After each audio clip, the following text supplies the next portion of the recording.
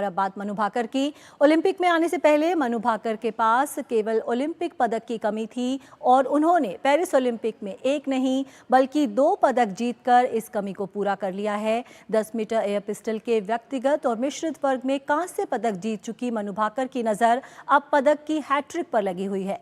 वे अब 25 metre air pistol के final में पदक जीतने के इरादे से उतरेंगी।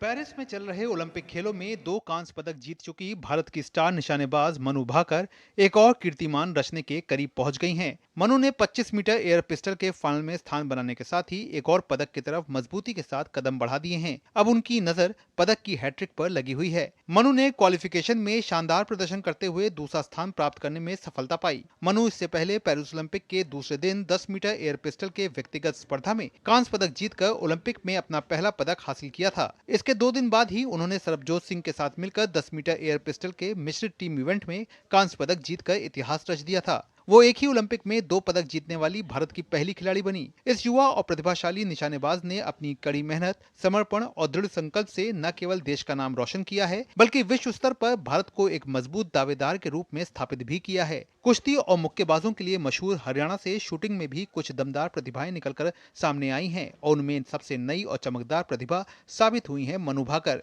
झज्जर की रहने वाली मनु ने शुरुआती दिनों में कई खेलों में हिस्सा लिया, लेकिन फिर पिस्टल शूटिंग से लगाव हो गया। सीनियर स्तर पर चमक बिखेरने से पहले हर खिलाड़ी को जूनियर स्तर पर अपनी पहचान बनानी होती है। मनु की कहानी भी इससे अलग नहीं रही और उन्होंने जूनियर एशियन चैंपियनशिप में सिल्वर मेडल जीतकर पहली बड़ी सफलता हासिल की। इसके बाद उनका जलवा दिखा नेशनल गेम्स 2017 में, जहां उन्होंने हिना सिद्धू जैसी दिग्गज शूटर को हराया और कुल 9 गोल्ड मेडल अपने नाम किए। यही वो वक्त था जब मनु के अलावा शूटिंग में कई युवा निशानेबाज सामने आ रहे थे। इनमें मनु ने सबसे तेजी से अपनी पहचान बनाई और 2018 में आईएसएसएफ वर्ल्ड कप में धमाकेदार प्रदर्शन किया। यहाँ मनु ने 10 मीटर एयर पिस्टल और 10 metre air pistol mixed event में गोल्ड मेडल जीत लिए। 2018 में ही उन्होंने यूथ ओलंपिक में भी 10 मीटर एयर पिस्टल में गोल्ड जीता।